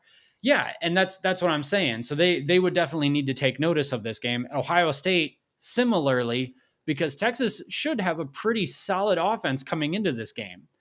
And Ohio State's offense, there are question marks and we need answers. Okay. Is Will Howard everything that they're hoping he's going to be? Is he even going to be the starter? Probably, but that's not really set in stone just yet. So this game is going to be really interesting. Now I watched Scarlet and Blues show today, and I think it was Garrison was saying that he hears this from a lot of Michigan fans that they're saying that Oregon looks small. And he was kind of taking Michigan fans to task, saying that Michigan fans are overlooking Oregon and calling them small when really Michigan isn't that much bigger. But I don't know. I haven't compared stat to stat, line for line between Oregon and Michigan, but apparently there is some contention about that. Interesting. I don't know if you've heard anything on that, but no, I haven't. I've actually heard more and more people saying that Oregon's line is not as big as Michigan's, and Michigan clearly has the advantage in the trench there. Just that the only thing, though, is that Oregon still has a lot of talent. And also consistency at coach, and we've argued for consistency with Michigan's coaching staff in a different way. But Dan Lanning was the coach last year. He's the coach this year. So there's a little bit more consistency there. Right. So Keegan says Texas lost a lot on D, and they only had a few plugs to hold them together. Yeah, they brought in a few transfers. I guess who knows if it'll be enough. My concern wouldn't necessarily be with whether or not Texas's defense is scary as much as can Michigan's offense move the ball of their own accord. And that really just kind of comes down to, is Alex Orji going to be the quarterback that we think he can be? If that's the case, then I'm not really concerned about Michigan moving the ball on Texas. I would be concerned about whether or not Texas will move the ball on Michigan, because Quinn Ewers is a good quarterback. So we'll just have to see, though. Quinn Ewers was the one. He was at Ohio State his freshman year, wasn't he? Yeah, but he didn't play, and he transferred shortly the season or just after. Right. Yeah, because he was at Texas last year. He's at Texas this year. Mm-hmm. So Connor Stallion says nobody is scared of Steve Overcoach Sarkisian. And then he says, and who the F is scared of Dan Overcoach Lanning. That's true too. Yeah. But I guess this one is interesting to me. Like we've talked about, not knowing a lot about Texas, I would love to be able to get somebody from Texas on the show so we can do like we did with Justin and talk about Nebraska. I'd love to get somebody on the show to talk about Texas. I don't know if any of you guys have connections with somebody who can talk Texas football. Let us know and see if we can get them on the show. Max77 here says that Texas will air it out, which is fine because Michigan didn't have too much of a problem last year of shutting down the pass. And the defense is, from what I understand, just as good this year as it was last year. So they had a philosophy of bend, don't break. So it's a lot harder to air the ball out when you're on the 10-yard line as opposed to the 40 or 50 or further. So if I wouldn't be surprised that Michigan would let Texas into the red zone, and probably a lot, but Texas would come away with mostly field goals. Right, which is what happened a lot last year. It did. It happened. Yeah. It happened a few times. Right. All right, let's go down to the next game. This one's going at September 14th. Alabama at Wisconsin is the other non-conference game to watch. And this is, so as we said earlier, Kalen DeBoer is the guy following the guy, and Lindy's is calling this his first true test. And what do you think? I believe it is his first true test. If I remember correctly, looking at Alabama's schedule, um, I'm so intrigued by this game, and I don't know if Yeah. I'm just getting overly excited because I like when chaos happens in college football, unless it involves Michigan, or if Michigan did something good, then okay. But I I have a feeling Wisconsin can win this game. And I don't know if I'm crazy to say that, but I feel like I feel like they could, Mm-hmm. and I don't really have anything to back that up. I don't have like a I proof, know. have anything other than the Yep. fact that Wisconsin is at home. I believe it's a night game. I don't know. Jalen Milroe is, yes, you are crazy. I know. Jalen Milroe is a great quarterback. They've got a great defense. But what if? He's great unless he's on the 5-yard line. Well, he's great unless he's got that center snapping him the ball. Holy crap. Yeah.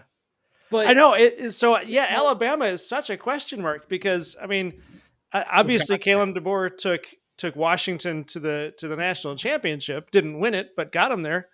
But Alabama is not his team, and he's building a completely new program at what was one of the greatest places in college football history, with the yeah, greatest coach in college football history. But that's all gone. You can't lean on that. I think one of the reasons we keep putting this emphasis on Alabama is based on what they've done in the past. But this is not the Alabama of the past. It's just not. This is a whole new Alabama, and it remains to be seen what happens. And now with Luke Fickell probably has his feet under him at Wisconsin now. We know Luke Fickell's a good coach. We know Kalen DeBoer is a good coach. This is going to be a game.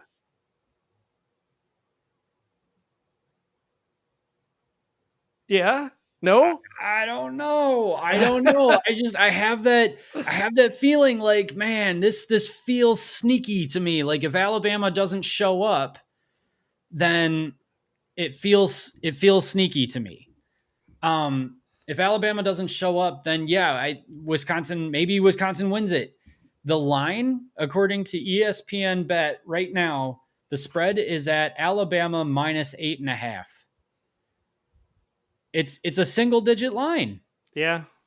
And honestly, I don't know why I just said that I feel like Wisconsin could win this game and then got shocked when I saw that.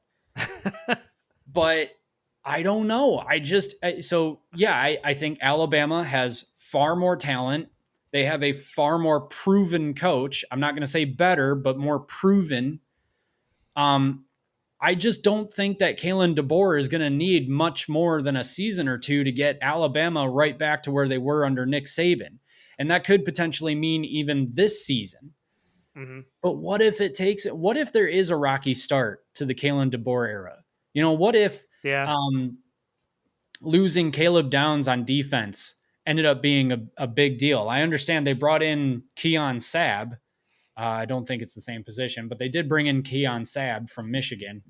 But what if, And to me, the what if is if Alabama has a rocky start to the season, if they have some issues getting acclimated to the new coaching staff, if the new coaching staff has issues getting acclimated to the team, to the program, and Wisconsin is kind of feeling themselves coming into the game thinking we're undefeated, which they should be at that point.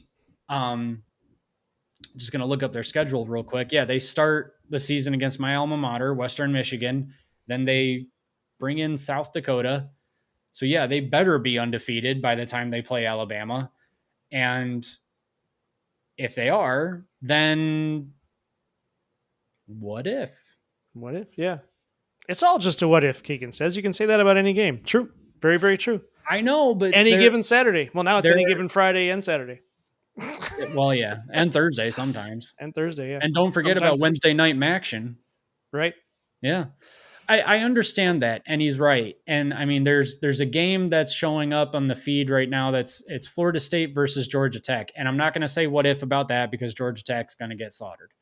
Ooh, that feels dark. They're going to get beaten soundly. But this game, just with all of the storylines around it, with Luke Fickell, this is his second year at Wisconsin. What if, I just feel like there's far more here than there is with another game that makes this more upset potential worthy, I guess. All right, let's go to the next one. September 21st, we have USC at Michigan. Now we've got Lincoln Riley's overhauled defense will be put to its first test against a high-flying LSU team to open the season. And then just 2 weeks later, we have this game. So the question is, can Michigan's O-line stop this high-flying USC defense? Nope. I just mixed up my lines there. Can Michigan's O-line stop USC's defense? Can Michigan's O-line stop? Will Michigan's O-line stop them? No, I'm sorry. Will Michigan's O-line stop USC from... USC has their overhauled defense. Man, I have really messed this one up. Lincoln Riley's overhauled defense will be put to its first test against LSU, and then 2 weeks later we have this game. Yeah. Will Michigan's O-line be able to hold up against USC's defense? Ryan Day hacked our script, apparently. Jeez. Yeah. Wow. Get out of here, Ryan Day.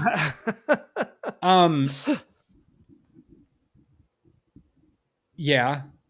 I don't trust this whole USC defensive overhaul. I mean, even if they do have a defensive overhaul, like Ohio State had a defensive overhaul, brought in Jim Knowles, and they've still lost to Michigan 3 times in a row. Yeah. And actually, well, I guess Jim Knowles has only lost to Michigan 2 times in a row. But either way, USC, I don't trust them. I don't trust Lincoln Riley. I don't trust their defense. And I'm not going to trust them until they show that they can beat somebody. And I don't think Michigan's going to be that team. P. Maximus says, you guys confused me. We confused ourselves there a bit. We did. We write these things down. We want to talk about them. And then after, you write them down and then you start to read it over again. And you're like, well, that doesn't make any sense. Unfortunately, we don't have an editor. So if anyone's volunteering, now, okay. So Keegan Imhoff says, I assure you it's not an overhaul. Can Michigan lose? Yes. Okay. So what I've heard is that it is a defensive coaching staff overhaul. And then they've had to bring in some transfers on defense. Either way, overhaul or otherwise, I still don't trust Lincoln Riley with a defense until he can prove it. Mm-hmm. And maybe that's just the case with any team. Like, you don't trust any team's defense until they start playing well. Well, fine. USC's defense hasn't been playing well, and I don't trust them to do anything on the road against Michigan. Michigan's going to be, if Michigan beats Texas, then USC is in some serious trouble, especially if they don't have a defense.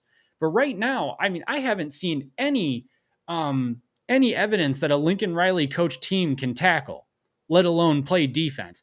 So yeah, like what Anton just said, when they figure out how to tackle, call me. Seriously, I mean, last year was abysmal, and they expect to just field a defense this year, like one that's going to stop, a competent offense all of a sudden. Mm-hmm. I don't buy it. Not yet. They got to show me. Yeah. All right. Then we move into October 12th. This is a game that's going to be very important to all of us Michigan fans. This is Ohio State at Oregon. They are the projected top 2 teams in the Big Ten. Somebody has to lose. Who's it going to be, and what's it going to mean for their season? So the spread for this game is Oregon -1. Oh, wow. Yeah. So I guess that's to say nobody knows who's going to win this game. And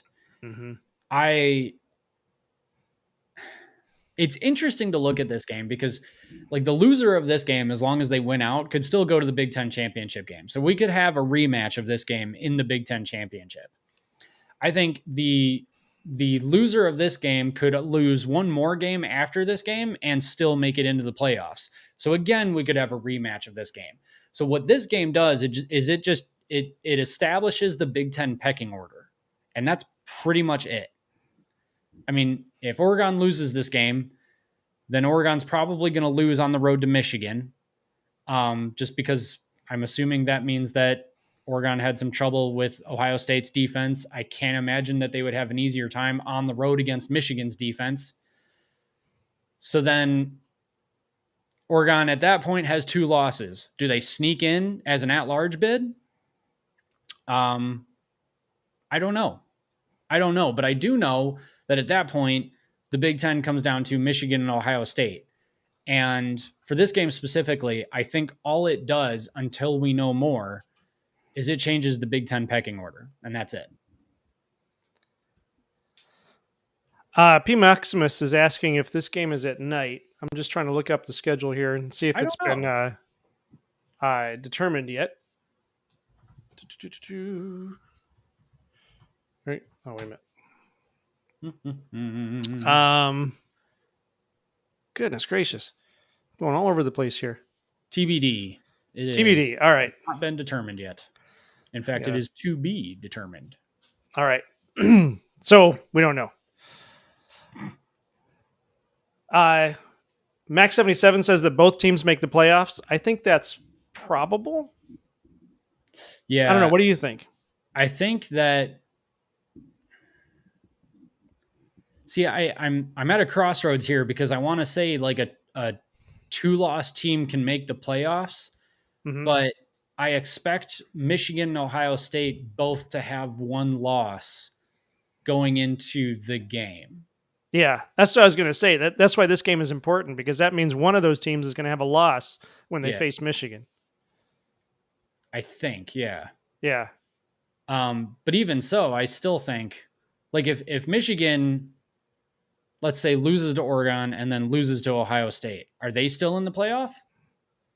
I think, yeah. But then Oregon and Ohio State are both in the playoffs too. So does the Big Ten get 3 teams into the playoff? And then where does that leave Penn State? Because Penn State doesn't play Michigan. I believe they don't play Ohio State either. I'll double check that real quick. Double check that one. No. No, wait. No, I'm sorry. Ohio State and Penn State play in November. Yeah. No, you're right. We just talked about that. Never mind. Yep.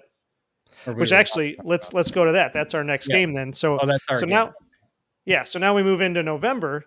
And again, this is another important game to Michigan fans. It's probably, it has been over the last few years, the game that Michigan fans, look forward to with trepidation. Ohio State at Penn State. Again, this is a defining game it was. I gotta get this in my head. I keep forgetting that we've got 4 new teams in the Big Ten and it's all new. And the fact that we don't have divisions and we have the 12-team playoff, it's hard to get all of that stuck in there.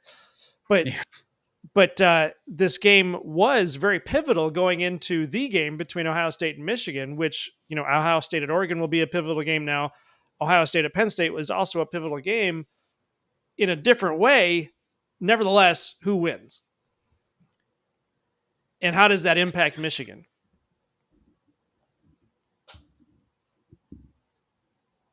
I think Ohio State is going to win this. And it doesn't really impact Michigan because the entire time we've said Michigan needs to focus on winning their games. Okay. So the outcome of this game does not impact Michigan. It might impact the Big Ten pecking order, because then if you've got, if Ohio State and Oregon and Penn State and Michigan are all in the top 4 and Ohio State beats Penn State, then Penn State has the loss. If Michigan's undefeated at that point, then Michigan takes over the number 3 spot. If Michigan can then beat Oregon, they take over the number 2 spot, and then the game decides the Big Ten championship pecking order. Now, that means that if Michigan and Ohio State both go into the game undefeated, then they're both in the Big Ten championship game, because they're number 1 and 2. So whoever loses the game just goes to number 2, and whoever wins goes to number 1. If Penn State, however, beats Ohio State, which I don't think is going to happen, the entire Big Ten is in disarray at that point. It would come down to if Ohio State loses to Penn State, then I don't see how Ohio State beats Oregon or Michigan. Yeah, if Penn State wins that game, that throws all of our talk about James Franklin into the trash. Yeah, because that means he has not coached himself out of a victory. Yeah, but again, this is Penn State. We do this every year. Keegan Imhoff is right. Penn State is overhyped every year. That's absolutely true because their head coach is James Franklin, and he coaches himself out of victories against big teams all the time. Yeah, during big games. Antoine, you got a good point here. Ohio State is lucky they have a weak schedule. In fact, their schedule is kind of weak. If I remember correctly here, I'm going to go back and look at the strength of schedule for Ohio State. They're actually 15. I'm sorry, that's 15 in the Big Ten. So 15 out of 18. Yeah, they do have a weak schedule. I don't know what their strength of schedule is nationally. But as far as the Big Ten goes, Lindy has them at 15 out of 18. So yeah, it is weak. Which I'm really kind of surprised at, because what that means then is OSU having, I understand they're all buying players now, but Ryan Day had his plan to spend $13 million to build his team. It's going to work for most of the season because they have a weak strength of schedule. And I have a feeling that could put Ryan Day in a tough spot, because he's going to win all of those games. He's going to get to Michigan. As a Michigan fan, I'm going to say he's going to lose, but he's still going to get into the playoffs. And in the playoffs, he's going to get destroyed because the players weren't ready for it because they had such a weak schedule. And I'm not trying to put down the players. I know they're going to play their hearts out. I know they're going to do the best job they can. But if Ryan Day doesn't have the losses and the tough schedule to build them, then they're just not prepared. That's my opinion. Michigan kind of had a weak schedule last year and then took out Alabama and Washington in the playoffs. All right. Okay. Fair enough. But I completely hear what you're saying. I mean, normally you'd think that a weak schedule would make you soft. Yep. But I don't think that's going to be the case here. I think Ohio State's pretty focused on their goal, and that means they're going to destroy everybody until they hit Oregon, and then Oregon is questionable. That's going to be an amazing game. That's going to be a blessing to college football fans everywhere. I'm excited for that one. Mm-hmm. Then they've got Nebraska, and with that one coming on the heels of the Oregon game, I wonder what if Nebraska has a good game, and what if Ohio State's beaten up? I don't know. Yeah. And then they go to Penn State, and that's another tough one, but I expect them to win, barring injury, barring unfocused behavior. I don't know, whatever. And then they don't have anybody. They get Purdue, Northwestern, Indiana, and then Michigan. Mm-hmm. I don't think that the strength of schedule will have anything to do with whether or not Ohio State will be ready for the playoffs. I expect Ohio State to be ready to be in the playoffs. But whether or not they're ready for it, I don't think their regular season has anything to do with it. All right. The last two games are Michigan games, but we got three great chats in a row here. Antoine says, here's a question. Everybody assumes that Ohio State is just going to win every game, but what happens if they lose one of them? Check with that week schedule, like they tease us about possibly losing. So if they lose, and we're talking about Ohio State at Oregon, one of them has to lose. And what'd you say the line was on that one? -1 or -1 to Oregon? Yeah. So, yeah, if they lose to Oregon, I would think that I suppose you got to consider that too. They have a weak strength of schedule, but that doesn't mean they don't have individually tough games. I still feel like Oregon's going to be a tough game based on everybody is putting Oregon up in the top 4 to get started here, the top 5. Yeah, well, I think Ohio State and Oregon are like 2 of the top 5 in terms of chances to win the Natty. Yeah. I Well, think they're Ohio 1 and State 2 in has- the Big Ten preseason. Okay. Yeah. But okay, so then Keegan says you'll have to have a great defense to win the larger playoff. So again, talking about Ohio State, the weak schedule, they'll still get into that playoff. Obviously, they'll get into the playoff. Is their defense strong enough to keep up?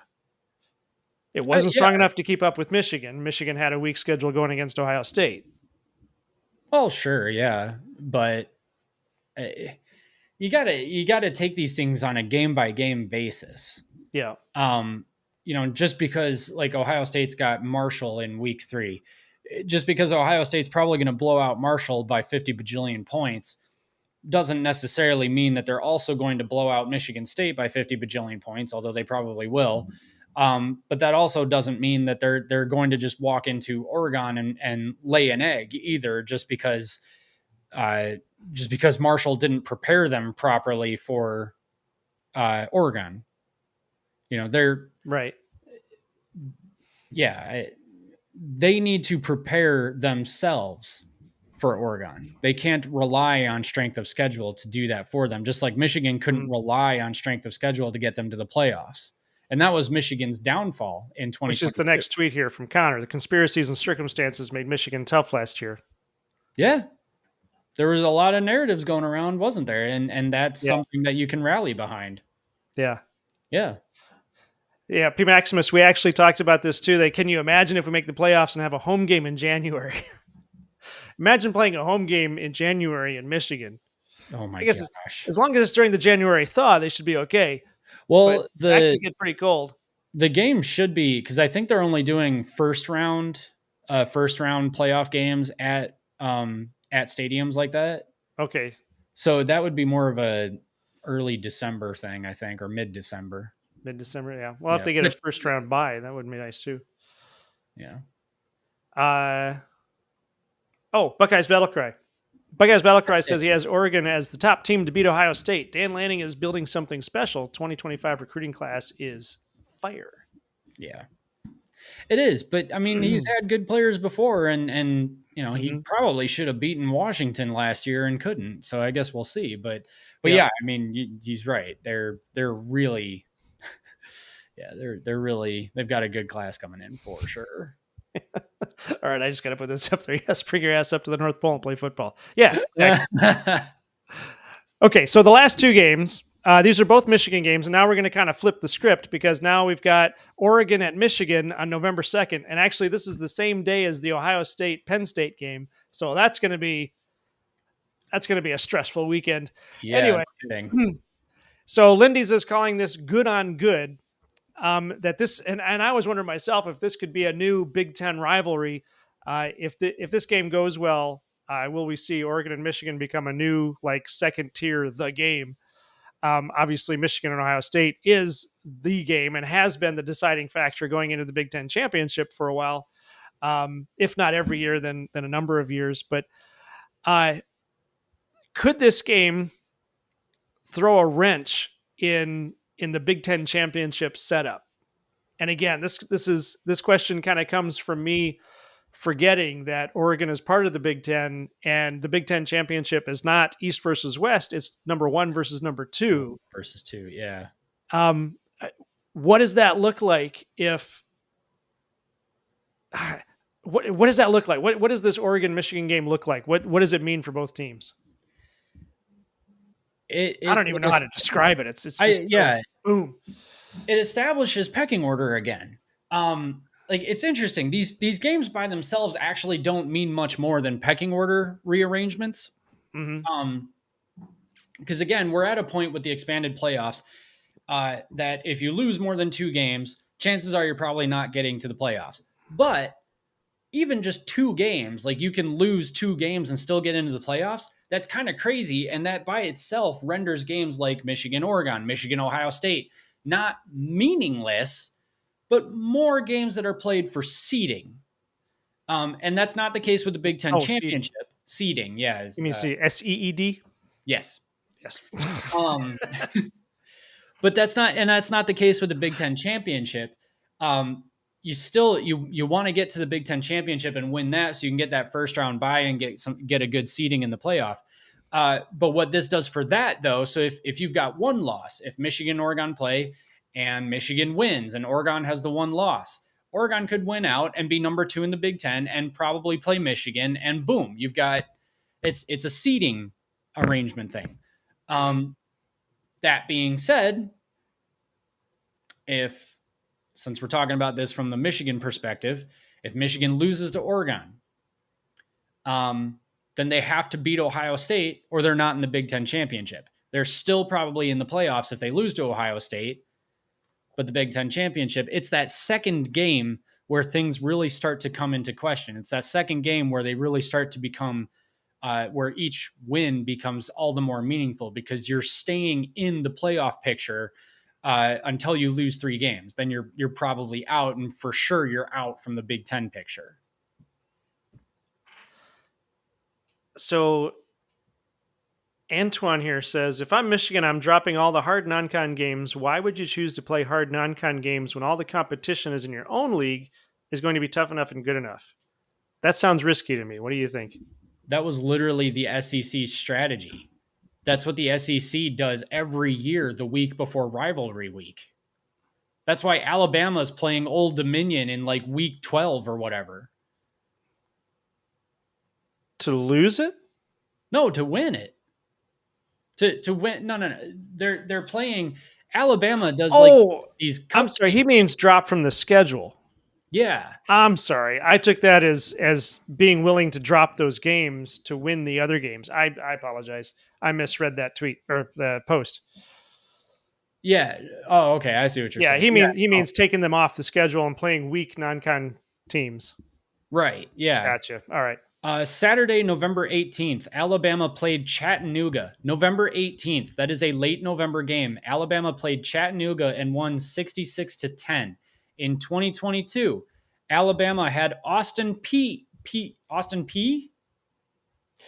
November 19th, they won 34-0. In 2021, Alabama played New Mexico State on November 13th and won 59-3. Need I go on? This has been the SEC's strategy forever. You schedule those cupcakes in opportune moments so that you can go into the weeks against bigger teams and be fresh and be ready to go. Mm-hmm. Freeclimb says he thinks, actually, I'm not sure if it's he. They think Ohio is going to lay an egg. Maybe. Buckeyes battle cry. Yeah, okay, this is interesting. I don't see Michigan beating Texas. So going back to that first game, yeah, I would like to know why. Not to argue. I don't mean that way, but I mean I would like to know why, because as we were saying earlier in the show, I don't know a lot about Texas, so I'd be curious as to what your thinking on this, and you may have to do a video on it, and then we'll go through the video. Yeah. Well, there's a video idea for you guys. Go through Texas versus Michigan. Give your thoughts, and then we'll respond to it. Yep. Yeah, there we go. Connor Stallion says Alabama used bum teams like North Texas as a warm-up to play Auburn. Yep. Yeah, there you go. Old Timer 56, games are played on the field, not on paper. It's about real matchups. Agreed. You gotta be kidding me. What? Saturday, November 23rd, 2019, Alabama played Western Carolina and won 66-3. 66-3. Wow. All right, real quick before we get to the last one, do you see Michigan beating OSU, Alabama, or Washington? Actually, hold that thought. I'm going to mark that one. We're going to come back to it. Says Buckeyes Battle Cry says I was just about to bring up how SEC teams schedule easy teams in the middle of the season, and then he says he'll drop a video for sure. We'll be looking for it. I'll keep an eye out for that one. Sweet. I'm gonna correct Dave here's typo, because I'm assuming that's a typo. I think he means to say the Big Ten, not what it actually says here. The Big Ten play their non-con games at the beginning of the year SEC spreads. Yes. So, okay, Now I'm going to jump down to Connor Stallion says Michigan versus Texas prediction. Arch Manning comes in second quarter after Ewers gets KO'd by Michigan D. Ugh. Ouch. Yeah, well, that'll hurt for sure. Yeah. Texas lost a lot, but they really loaded up high quality transfer talent. Okay, so we've got some disparity here because I think somebody said earlier that Texas lost a lot and didn't fill the gaps. Wasn't that about Texas? Yeah, I think that was about Texas. And then we had somebody else, I think it was, I can't remember who it was, said that Texas ended up loading up quite a bit on defense through the transfer portal. Okay, so we may have to look into that one some more. Again, I'd love to get somebody from Texas on to talk about this because I think that'll be fascinating. Mm-hmm. The last game, November 30th. We all know this game. It's Michigan at Ohio State. It's the game. It's the game, and Michigan has owned it for 3 years. Both teams will likely take a beating by the time they get there, although if Ohio State's schedule is as weak as we think, maybe they won't take as much of a beating. I remember last year they actually had a bye week before they played Michigan, right? Did they? I'm pretty sure they did. Oh. No. It was a bye week before they played the team before Michigan. Was it Penn State? Oh, anyway. So this is what it all comes down to for us, because this is where we're really going to see the change in what it means in college football now, because this is the game. This is the game that has defined the Big Ten for ages now. This game doesn't necessarily mean what it used to mean. It doesn't necessarily deliver what it used to deliver. At least that's what we think. So, Mac, what are your predictions on this game? What are we looking at, and how will this show us what has actually changed? Because I think this is the game that will prove to us that college football is different now. If you want me to restate that, what does this game mean this year? What are we looking at? I'm trying to think of how to word this, because it's like I've said this a lot, that the Ohio State Michigan game probably won't mean as much moving forward as it has. Not that it's not a big game anymore, just that it's not going to define who goes to the Big Ten championship game. And it certainly doesn't define who's going to win the Big Ten anymore. If Michigan, I'm not even going to pontificate on what happens if one team wins and the other one loses, because this is a situation where, however the rest of the season works out, if both teams come into this undefeated, then the winner and loser are going to meet again the following week. And then it's just a question of where they end up ranking in the playoffs. That could be what this game amounts to. It could also be that one of the teams comes into this game, or maybe even both, comes into this game with a loss. What if both Michigan and Ohio State lose to Oregon? And so both of them are coming into the game with a loss. Then that game then all of a sudden determines second place in the Big Ten championship game. Or I should say the second team to get into the championship game. Then it means that. But in terms of the playoffs, it doesn't really mean anything, because, Michigan could get in with 2 losses, or Ohio State could get in with 2 losses. I think this game, if both teams, it's interesting to me, actually, if one of the teams comes in with a loss, or if both of the teams come in with a loss, it means more than if both of them came in undefeated. So this game would actually be, the stakes would be higher if someone had a loss. They'd be even higher if both of them had a loss. But if both of them come in undefeated, then they're just going to meet the next week and hash it out all over again. This is interesting to me. I'm going to go back to Buckeyes Battle Cries chat. Ohio State isn't overlooking Michigan. That's a false narrative. They literally have a countdown clock till the game in the Woody year round, which is interesting because Michigan has a count up clock from the last time they beat Ohio State. They do? I thought they had a countdown clock to the game too. Do they have both? I think they have both. I know they have a sign in Schembechler Hall that says, what are you doing today to beat Ohio State? Okay, do they have a countdown clock next to that? I'm pretty sure they do. That'd be interesting to look into, because I thought there was a clock that counted up. This is how many days since Ohio State's beaten Michigan or something like that, or maybe that's just a fan thing. But either way, oh yeah, no, that's a fan thing. It's been this many days since Ohio State's beaten Michigan. Yeah. Okay. Yep. Either way, Buckeyes Battle Cry is right that I don't think Ohio State overlooks Michigan, and Michigan doesn't overlook Ohio State. That's a game they both sometimes. They have to be careful not to overlook teams as they're getting to that game, right? Right. Yeah. That's where they run into trouble. Michigan had trouble with Maryland last year, and then they almost lost to Illinois the year before. Ugh. That was scary. All right, guys. I think we're going to call it there. Let's see here. I think we covered most of the chats here. Buckeyes Battlecry just put one up. He says, Antoine, Ohio State secondary didn't give up passing play of 20-plus yards all last season. Burke, Hancock, Downs, and company are elite. Jermaine Matthews is a star in the making, too. I don't doubt it.